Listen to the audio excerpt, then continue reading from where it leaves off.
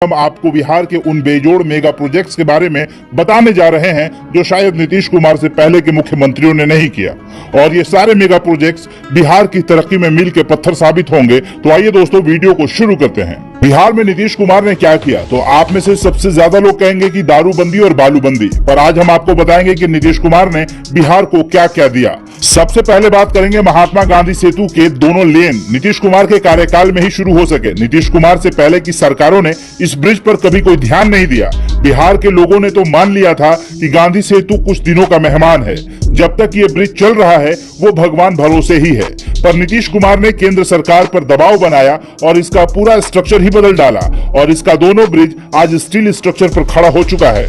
दूसरे नंबर पर बात करें गंगा ड्राइव की। इस सड़क सह गंगा ब्रिज को जब नीतीश कुमार ने बनाने का ऐलान किया था तो विपक्षी दलों के साथ लोगों ने भी ये कहा था कि मुंबई जैसा मरीन ड्राइव के तर्ज पर पटना में गंगा ड्राइव, इसमें सिर्फ पैसों की बर्बादी होगी। पर आज ये ब्रिज जब दीघा से पीएमसीएच तक ही कंप्लीट हुआ है तो लोगों को लगा कि बिहार में कुछ भी नामुमकिन नहीं है, क्योंकि ऐसी सड़कें तो गुजरात और मुंबई में ही बन सकती है। पर वैसी सड़क नीतीश कुमार ने पटना में यानी कि बिहार में बनाकर दिखाया। और नीतीश कुमार जिस प्रोजेक्ट को अपना ड्रीम प्रोजेक्ट कह देते हैं वो किसी भी हालत में उसे बनाकर ही दम लेते हैं, ये बात तो माननी पड़ेगी। फिलहाल इस ड्रीम प्रोजेक्ट पर पीएमसीएच से लेकर दीदारगंज तक काम चल रहा है। ये प्रोजेक्ट इंडिया के सबसे महंगे और खूबसूरत प्रोजेक्ट्स में से एक है। इसके अलावा सुल्तानगंज से अगवानी घाट विश्व का इकलौता ऐसा ब्रिज बन रहा है जहां ब्रिज पर गाड़ी पार्किंग की व्यवस्था और विश्व का पहला ऐसा नायाब कार्य जिसमें आप पुल की ऊंचाइयों से डाउन स्टेयर आएंगे, जहां गंगा की धारा में डॉल्फिन्स को अटखेलियां करते देख पाएंगे। इसका सुपर स्ट्रक्चर इतना शानदार और वैभवशाली होगा जिसमें एक पाए से दूसरे पाए की दूरी 270 मीटर की दूरी पर होगी। ये ब्रिज एक्स्ट्रा डोज केबल के सहारे झूलते हुए मालूम पड़ेगी। ऐसा एडवांस टेक्नोलॉजी वाला विश्व का पहला ब्रिज बिहार में तैयार हो रहा है, जिसके पूरा होने की तिथि दिसंबर 2023 है। इसके बाद गया में तैयार हो चुका भारत का सबसे लंबा रबर डैम, जिस फल्गु नदी में 1 फीट पानी भी नहीं रहता था, आज रबर डैम के निर्माण के बाद इस नदी में 10 से 11 फीट तक पानी रहता है, जिसमें रबर से पानी को एकत्रित रखा जाता है।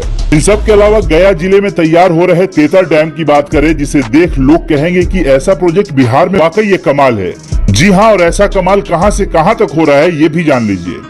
गंगा जल के एकत्रीकरण के लिए तेतर जलाशय और गया और बोध गया जलपूर्ति का काम करीब करीब आखिरी दौर में है। गंगा जल को लाने के लिए हाथीदह मोकामा से मोतनाजे नवादा तक 85 किलोमीटर, मोतनाजे से तेतर 23 किलोमीटर, यहाँ से मानपुर 28 किलोमीटर, कुल 151 किलोमीटर तय कर मोकामा से बोध गया तक पाइपलाइन बिछाई जा चुकी है। ये प्रोजेक्ट बिहार के उन जिलों में वरदान से कम नहीं है जहां पानी की किल्लत है। उन इलाकों में गंगा जल पहुंचने वाला है। आपको बताएं कि इस प्रोजेक्ट का पहला पार्ट राजगीर में शुरू हो चुका है।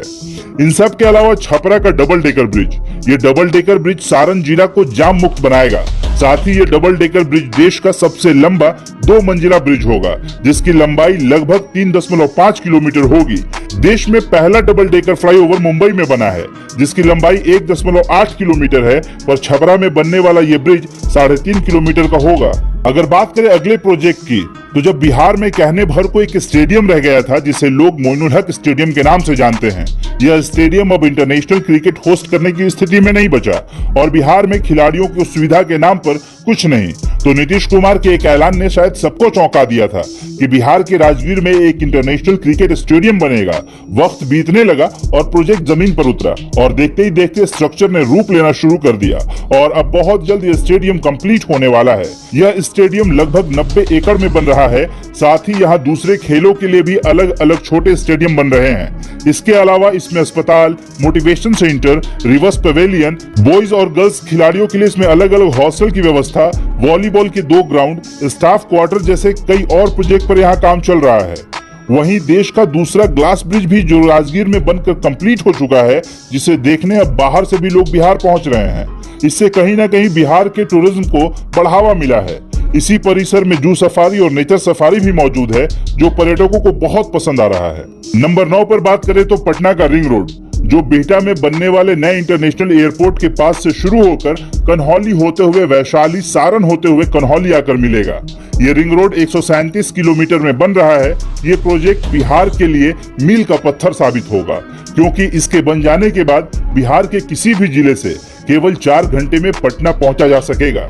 अब बात करते हैं नंबर 10 प्रोजेक्ट की, जिसमें पटना मेट्रो और दरभंगा एयरपोर्ट हैं। शायद ही कोई सोच सकता था कि बिहार में तीसरा एयरपोर्ट खुल पाएगा या बिहार में मेट्रो चल पाएगा, पर नीतीश कुमार ने वो सपना भी सच कर दिखाया।